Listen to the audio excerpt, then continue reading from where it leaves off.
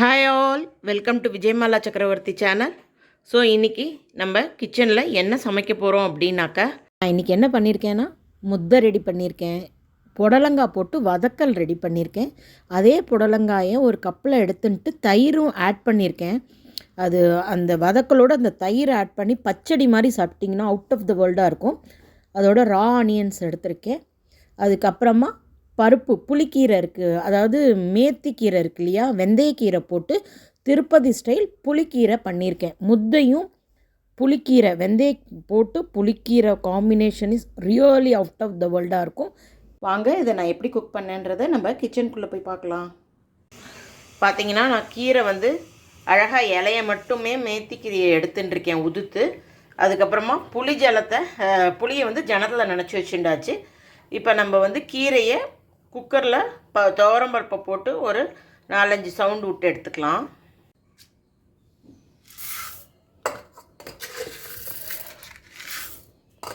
ஒரு 50 கிராம் துவரம்பருப்பு எடுத்துட்டுருக்கேன். இதை நம்ம தண்ணியில் அலம்பி எடுத்துக்கலாம். துவரம்பருப்பு அலம்பின்ட்டேன், கீரையை ஆல்ரெடி அலம்பி எடுத்துட்டாச்சு. இப்போ இது ரெண்டுத்தையுமே நம்ம குக்கரில் போட்டு மூடி போட்டு ஒரு 4 விசில் விட்டுக்கலாம்.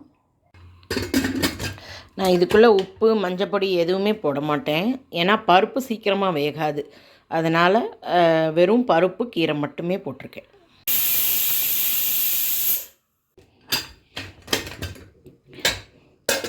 பருப்பும் கீரையும் நல்லா வந்துருத்தோ அதை நம்ம இப்போ கடைஞ்சி எடுத்துக்கலாம். புளிக்கீரை பண்ணுறதுக்கு புளியை கரைச்சி எடுத்துன்ட்டேன். அதுக்கப்புறமா 1 டீஸ்பூன் கடுகு, 1/2 டீஸ்பூன் வெந்தயம், பச்சை மிளகா, மஞ்சப்பொடி, பெருங்காயம். ரொம்ப சிம்பிள் இன்க்ரீடியன்ட்ஸ் தான் இதுக்கு. அதுக்கப்புறமா வானலியில் எண்ணெய், தட் இஸ் நல்லெண்ணெய் வச்சுட்டுருக்கேன். சுட்டுருக்கு. சுட்டதுக்கப்புறம் இந்த சாமான்கள்லாம் ஆட் பண்ணலாம். எண்ணெய் நல்லா சுட ஆரம்பிச்சுடுத்து. நம்ம இப்போ கடுகு வெந்தயத்தை ஆட் பண்ணிக்கலாம். கடுகு கொஞ்சம் பொரியட்டும். இது ரொம்ப ரொம்ப சிம்பிள் ஐட்டம். இது ரொம்ப திருப்பதி ஃபேமஸ்ன்னு எங்கள் மாமியார் சொல்லுவாங்க. ஸோ அதனால் இந்த வெந்தயக்கீரை போட்டு புளிக்கீரை பண்ணுறது ரொம்ப ஃபேமஸ். எங்களுக்கெலாம் இதை முத்தையோடு சாப்பிட்றது ரொம்ப பிடிக்கும். ஸோ அதனால் நான் இன்றைக்கி முத்தை தான் பண்ண போகிறேன். இன்றைக்கி நான் வேறு புதன்கிழமை காய்கறி மார்க்கெட் போயிட்டு வந்தேன். புடலங்காய் வாங்கிட்டு வந்தேன். என்னோடய ஃபேவரட் காயின்னு பார்த்தா ரொம்ப ரொம்ப ஃபேவரட் பார்த்தாக்கா புடலங்காய். எங்கள் அப்பா புடலங்காய் அவர் கயா போயிருந்தபோது விட்டுட்டார். ஸோ அதுலேருந்து இந்த ஐட்டங்கள் சம்டைம்ஸ் ரொம்ப கம்மியாக தான் வாங்குவேன். இப்போ கடுகு பார்த்திங்கனாக்கா பொரிஞ்செடுத்து இப்போ நம்ம நான் பச்சை மிளகா கொஞ்சம் கூட போட்டிருக்கேன். காரணம் என்னென்னா அதை பார்த்தா சுத்தமாகவே காரம் இருக்கிற மாதிரி எனக்கு தெரியல. அதனால் ஒரு மிளகா கூட போட்டிருக்கேன். அப்புறமா மஞ்சப்பொடி கொஞ்சம் தூக்கலாக போடணும், பெருங்காயமும் கொஞ்சம் தூக்கலாக போடணும் இதுக்கு. பிகாஸ் வேறு எந்த மசாலா ஐட்டம் இல்லாததுனால நீங்கள் இது போட்டால் தான் இது எடுப்பாக இருக்கும் இந்த கீரை. அதுக்கப்புறமா கரைச்சி வச்ச புளி ஜலத்தை ஆட் பண்ணிக்கலாம். இதில் நீங்கள் பார்த்தீங்கன்னாக்கா வேறு எந்த குழம்பு பொடியோ இல்லை தனியா பொடி, மிளகா பொடி எதுவுமே கிடையாது. அதுக்கப்புறமா இந்த கீரை பண்ணச்ச கொஞ்சம் புளிப்பாக இருந்தால் தான் இது டேஸ்டியாக இருக்கும். அதனால் இதை நம்ம வெல்லம் போடணுன்ற அவசியம் இல்லை இந்த கீரைக்கு. அதனால தான் இதை நம்ம புளிக்கீரைன்னே சொல்கிறோம். உப்பு நான் ஆட் பண்ணிட்டேன். இது ஒரு கொதி வரட்டும். புளி பார்த்திங்கன்னா நல்லா கொதிக்க ஆரம்பிச்சுடுத்து. நம்ம இப்போ இந்த பருப்பையும் இந்த கீரையும் சேர்த்து இந்த புளி ஜலத்தில் ஆட் பண்ணிக்கலாம்.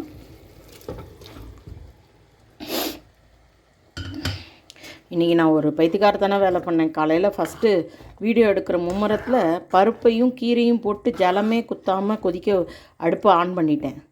ஒரு சவுண்டும் வந்துடுது. அப்புறம் பார்த்தா தான் என்னடா ஏதோ ஒரு மாதிரி டிஃப்ரெண்ட்டாக இருக்கேன்ட்டு டக்குன்னு குக்கரை கொண்டு போய் இதில் வச்சுட்டேன். பேர் என்ன, சிங்கில் வச்சு பைப்பை திறந்து விட்டு ப்ரெஷரை கம்ப்ளீட்டாக அடக்கிட்டு அதுக்கப்புறம் பார்த்தாக்கா உள்ளே ஜலம் குத்தவே இல்லை. நல்ல காலம் அடிப்பிடிக்கல, தீயெல்லாம் ஒன்றும் ஆகலை. அதுக்கப்புறமா ஜலத்தை ஊற்றி வேக வச்சேன். இந்த கூத்தில் இந்த பருப்பு கொஞ்சம் இன்றைக்கி ஒரு மாதிரி முழிச்சுன்னு இருக்குது. ஒன்றும் பிரச்சனை இல்லை. அதுக்கப்புறமா நல்லா கரைஞ்சிரும். அது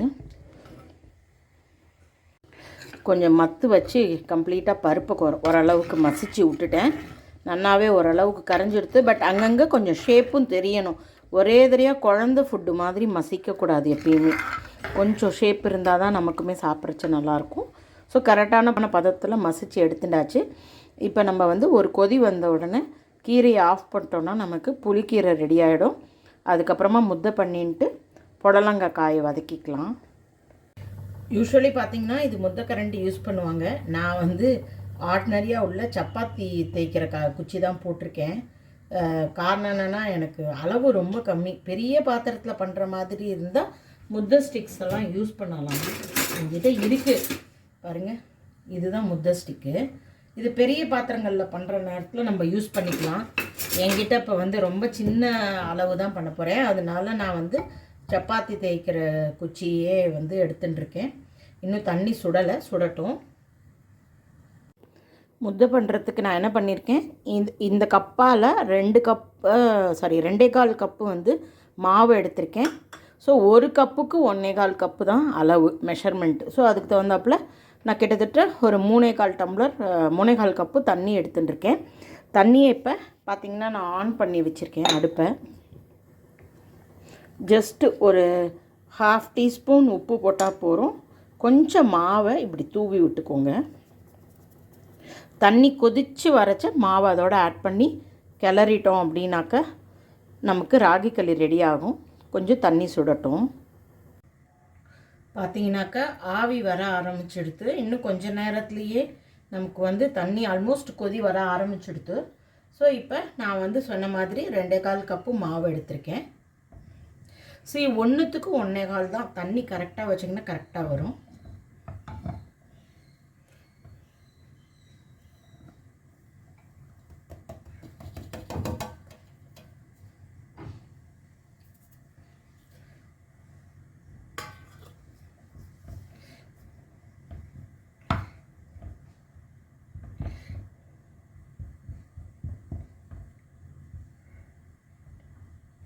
சரி, இப்போ என்ன பண்ணுவோம், அந்த மாவு வந்து அப்படியே கொதித்து உள்ளே மூடுற நேரத்தில் நம்ம அப்படியே என்ன சொல்கிறது கடைய வேண்டிதான்.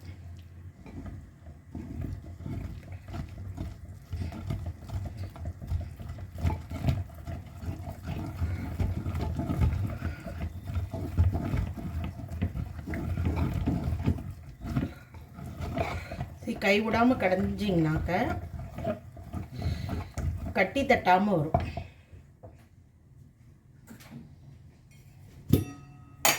சரி, இந்த ஸ்டேஜில் நம்ம வந்து ஜஸ்ட் ஒரு டீஸ்பூன் நெய்,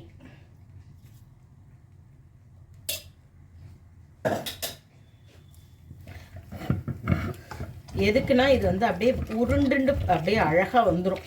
பாத்திரத்துலேயும் ஒட்டாது. அதுக்கப்புறமா ஏன்னா ரொம்ப உப்பு கிடையாது, எதுவுமே கிடையாது. ஸோ கரெக்டான பதத்தில் அழகாக உருண்டு வந்துடும். பாருங்கள் எவ்வளோ அழகாக பாத்திரத்தை விட்டு உருண்டு வந்துடுது. இப்போ என்ன பண்ணணும், நம்ம இதை எடுத்து தட்டில் போட்டு கையில் நல்லா திரைக்கணும். திரைக்க அந்த சூட்டில் அது நல்லா இன்னும் கொஞ்சமும் வெந்துடும். சரி, இப்போ பாருங்கள் உருண்டு வந்துடுது.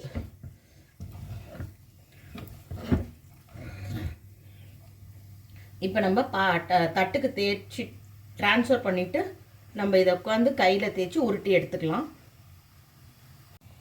சரி, இந்த மாதிரி நம்ம இந்த மாவை வந்து வெளியில் இப்படி எடுத்து போட்டுன்ட்டு இந்த ஜலத்தை கையில் கொஞ்சம் நனைச்சிக்கணும். சரி, இங்கே பாருங்கள் நான் ஜலம் வச்சுட்டுருக்கேன். ஜலத்தை இப்படி பண்ணிட்டு இந்த மாவை கையில் இப்படி திரைச்சிங்கனாக்கா அழகாக வந்துடும்.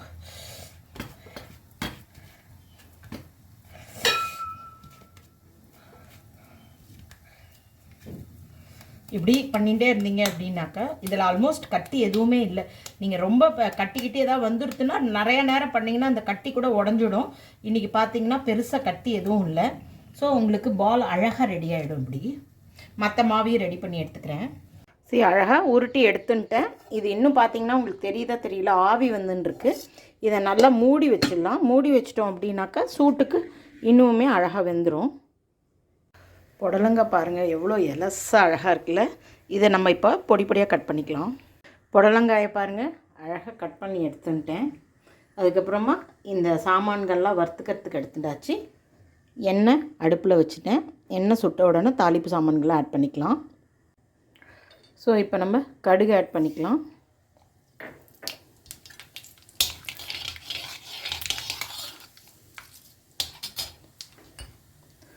உளுத்தம்பருப்பும் கடலைப்பருப்பும் ரெண்டுமே ஒரு டீஸ்பூன் எடுத்துட்டுருக்கேன்.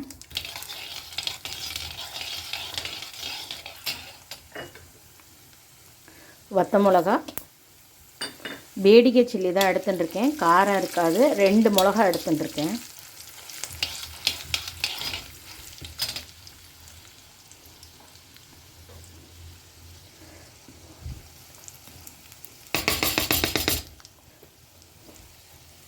கொஞ்சோண்டு பெருங்காயம் வாசனைக்கு, நிறையா போடணுன்றதில்லை இதுக்கு. அந்த புளிக்கீரைக்கு தான் பெருங்காயம் கொஞ்சம் கூட போடணும். இதெல்லாம் காய்க்கு போடுறதெல்லாம் சும்மா வாசனை தான். சில சாமான்களில் வந்து கேஸ் ஐட்டமாக இருந்தால் அது உடம்புக்கு எதுவும் கெடுதல் பண்ணக்கூடாதுன்னு பெருங்காயம் கொஞ்சம் கூட ஆட் பண்ணுவோம். இந்த மாதிரி ஐட்டங்களுக்கெல்லாம் ஜஸ்ட்டு வாசனைக்காக ஆட் பண்ணுறது. பார்த்திங்கன்னா புடலங்காய் ஆட் பண்ணிக்கலாம்.